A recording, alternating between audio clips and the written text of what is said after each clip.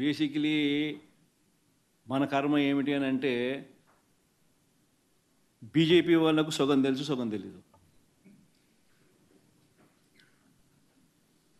ఈ చంద్రబాబు నాయుడు అనే వ్యక్తి పూర్తిగా అబద్ధాల మనిషి, మోసాల మనిషి. ఇవన్నీ నేను చెప్పినటివన్నీ వాస్తవాలు అయినప్పుడు టీటీడీ బోర్డులో కూడా ఇదే బీజేపీ పార్టీకి సంబంధించిన సీనియర్ మంత్రులకు సంబంధించిన రిప్రజెంటేటివ్స్ కూడా బోర్డులో సభ్యులుగా ఉన్నప్పుడు ఈ ప్రొసీజరు, ఈ ప్రాసెస్ అనేది వాళ్ళకి తెలియదా? కనుక్కోమని. తెలియకపోతే కనుక్కోమని చెప్పండి. కనుక్కొని తప్పు చంద్రబాబు నాయుడు అనే వ్యక్తి ఈ మాదిరిగా దుష్ప్రచారం చేసి ఉంటే చంద్రబాబు నాయుడు అనే వ్యక్తి మీద అక్షింతలు వేసే ధైర్యం ఈ బీజేపీ పార్టీకి ఉందని నేను అడుగుతాను. నిజంగానే వాళ్ళలో చిత్తశుద్ధి ఉంటే, నిజంగానే వాళ్ళ హిందువుల రిప్రజెంటేటివ్ కింద వాళ్ళు నిజంగానే సిన్సియర్గా, నిజంగా వాళ్ళు మనుషులు అయితే, సిన్సియర్ మనుషులు అయితే చంద్రబాబు నాయుడు తిట్టాలి, చంద్రబాబు నాయుడును అక్షింతలు వేయాలి. ఇంత దుర్మార్గం చేయడం ధర్మమేనా చంద్రబాబు అని చెప్పి చంద్రబాబు నాయుడును గట్టి కడగాలి. నిజంగానే వాళ్ళలో సిన్సియారిటీ ఉంటే చేయమని చెప్పండి.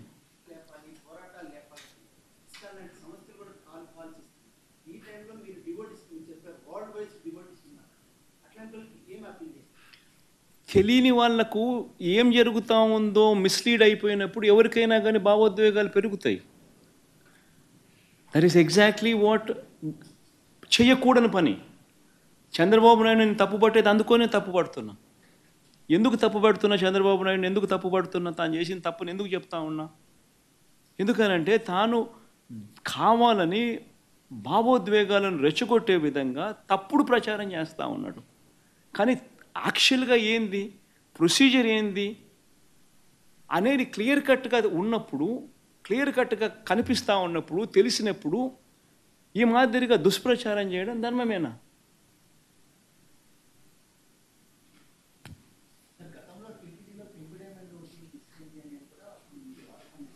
రమేష్, చంద్రబాబు నాయుడు అనే వ్యక్తికి దేవుని మీద భక్తి ఎప్పుడూ ఉండదు. నేను రాసి చెప్తున్నా. చంద్రబాబు నాయుడు అనే వ్యక్తి దేవుడిని రాజకీయాల కోసం ఉపయోగించుకునే అత్యంత హేయమైన మనసు కలిగిన వ్యక్తి. ఆ మనిషికి ఎప్పుడు భక్తి లేదు, భక్తి ఉండదు కూడా. అటువంటి వ్యక్తి తన హయాంలో ఏదైనా కానీ చెడు టీటీడీకి ఏదైనా జరిగే కార్యక్రమం జరిగి ఉన్నా అది ఒక్క ఆయన హయాంలో మాత్రమే జరగగలుగుతుంది. మిగతా ఎవరి హయాంలో జరగదు. ఎందుకంటే ఆయనకు దేవుడు అంటే భయము లేదు, దేవుడు అంటే భక్తి లేదు. ఆయన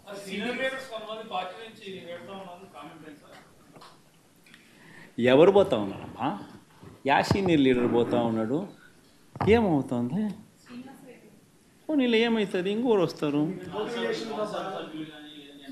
దుర్గా, అల్టిమేట్గా ఒకటి గుర్తుపెట్టుకోవాల్సింది ఏంటంటే దుర్గా, ఎప్పుడైనా కూడా ఒకటి గుర్తుపెట్టుకో, లీడర్ అనేవాడు ప్రజల నుంచి పుడతాడు. మీ అందరు గుర్తుపెట్టుకునే మాట నేను చెప్తున్నా. లీడర్ ఎప్పుడు ప్రజల నుంచి పుడతాడు.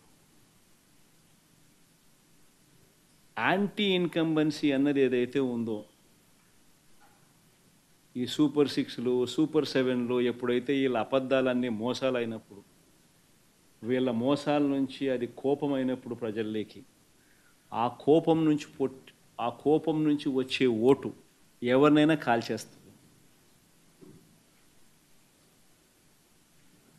ఎవరైనా కూడా అధికార పార్టీలోకి ఎవరైనా కూడా ఒకరో ఇద్దరో పొరపాటున వాళ్ళు పోయినారంటే వాళ్ళ గ్రహపాటని. మీ చుట్టూ ఒక కోటరీ ఉంది, ఆ కోటరీ చట్టంలో మీరు ఇరుక్కుపోయారు. మీ చుట్టూ ఒక కోటరీ ఉంది, ఆ కోటరీ చట్టంలో ఇరుక్కుపోయారని అంటున్నారు సార్. టాపిక్ని డైవర్ట్ అయితే పోతుంది అబ్బా.